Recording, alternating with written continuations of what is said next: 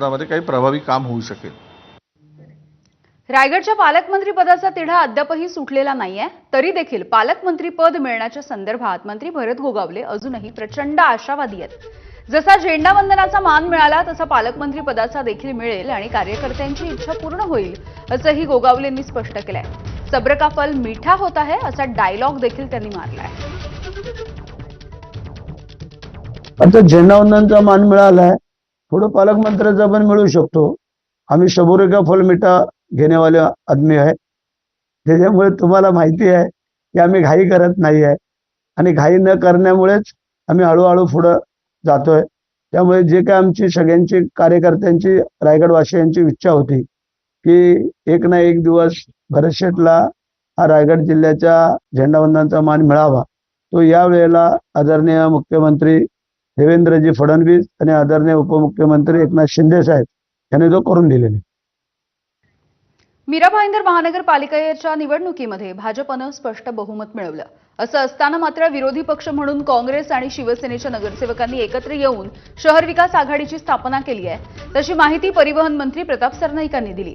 त्यामुळे महानगरपालिका नियमांच्या नुसार सत्ताधारी पक्ष या व्यतिरिक्त सर्वाधिक संख्येचा गट असलेल्या पक्ष किंवा आघाडीला विरोधी पक्ष नेतेपदाचा अधिकार मिळतो। त्यानुसार शहर विकास आघाडी ही महानगरपालिकेमधली सगळ्यात मोठी विरोधी आघाडी ठरत असल्यामुळे विरोधी पक्ष नेतेपद मिळण्याचा मार्ग आता मोकळा झालाय।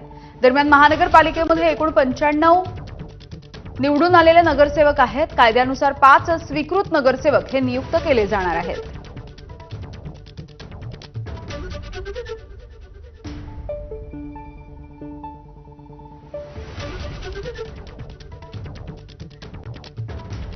दरम्यान सत्ताधारी पक्षावरती अंकुश ठेवण्यासाठी शहर विकास आघाडीची स्थापना केली आहे असं म्हणत प्रताप सरनाईकांनी काँग्रेसच्या सोबत झालेल्या या आघाडीचं समर्थन केलंय। काँग्रेस आणि शिवसेना एकत्र येण्याच्या ऐवजी आम्ही जे निवडून आलेले नगरसेवक आहेत त्यांना सांगितलं की शेवटी अंकुश ठेवणं गरजेचं आहे। तुम्हाला जे बहुमत मिळालं त्याचा गैरफायदा घेऊन शहरामध्ये भ्रष्टाचार कसा वाढेल ह्यासाठी जर तुम्ही प्रयत्न करत असाल तर त्यावर मीरा भाईंदर शहर विकास आघाडी अंकुश ठेवेल आणि त्यामुळे निवडून आलेल्या सगळ्या नगरसेवकांनी पक्षविरहित शहर विकास आघाडीची स्थापना केली आणि त्या माध्यमातून आता विरोधी पक्षनेता किंवा होणारे स्वीकृत सदस्य किंवा स्थायी समितीचे सदस्य हे महापालिकेमध्ये निवडून येतील आणि एक वेगळ्या प्रकारचा अंकुश ह्या सत्ताधारी पक्षावर मीरा भाईंदरमध्ये ठेवला जाईल। ठाकरेंच्या शिवसेनेचे कल्याणचे 4 नगरसेवक अजूनही नॉट रिचेबल आहेत। ठाकरेंच्या शिवसेनेकडून आता पोलीस ठाण्यामध्ये याविषयी तक्रार दाखल करण्यात आली आहे। 4 नगरसेवकांच्या संदर्भात शिवसेनेनं मिसिंगची तक्रार दाखल केली। नॉट रिचेबल नगरसेवकांच्या संदर्भात ही लेखी तक्रार दाखल करण्यात आली। नगरसेवकांच्या जीवाला धोका आहे की त्यांचं अपहरण झालंय असंही या तक्रारीमध्ये नमूद करण्यात आलं।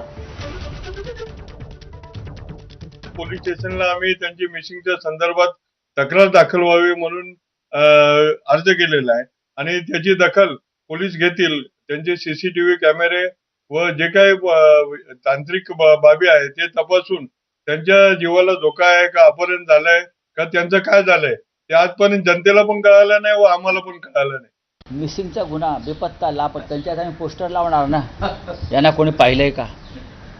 त्यांचे पोस्टर अख्ख्या कल्याण डोंबिवलीत लावू, महापालिकेत लावू, सभागृहात लावू, कल्याण डोंबिवलीच्या भाजपच्या कार्यालयात चिटकवू, शिंदेच्या कार्यालयात चिटकवू मिसिंग म्हणून, मिसिंग पर्सन।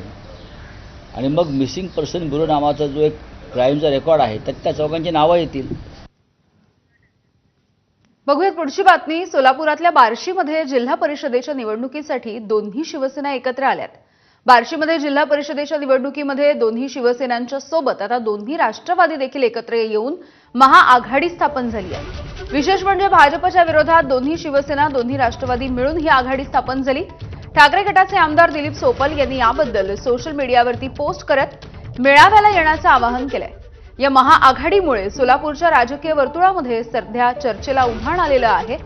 शिवसेना ठाकरे गटाचे आमदार दिलीप सोपल विरुद्ध भाजपचे माजी आमदार राजेंद्र राऊत यांच्या नेतृत्वाखाली या निवडणुका लढवल्या जाणार आहेत।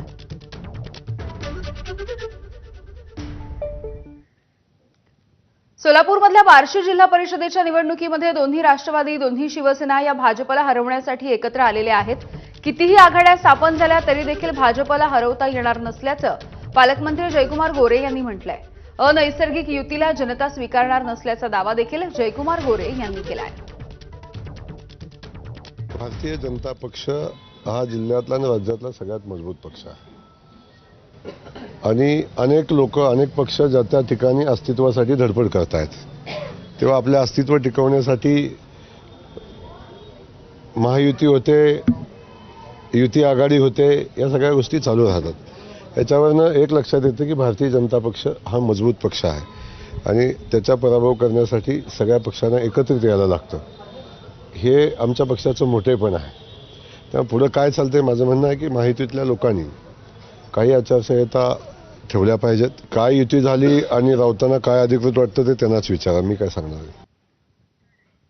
पुढची मोठी बातमी. भाजपनं सिंधुदुर्ग जिल्हा परिषदेमध्ये खातं उघडलंय. भाजपचा पहिला सदस्य बिनविरोध निवडला गेलाय. खारेपाटण जिल्हा परिषदेच्या उमेदवार प्राची इस्वालकर यांची बिनविरोध निवड होतीये. ठाकरेंच्या शिवसेनेला हा एक मोठा धक्का मानला जातो. ठाकरेंच्या शिवसेनेच्या उमेदवार मिनल तळगावकर यांनी माघार घेतली आणि भाजपच्या उमेदवाराची बिनविरोध निवड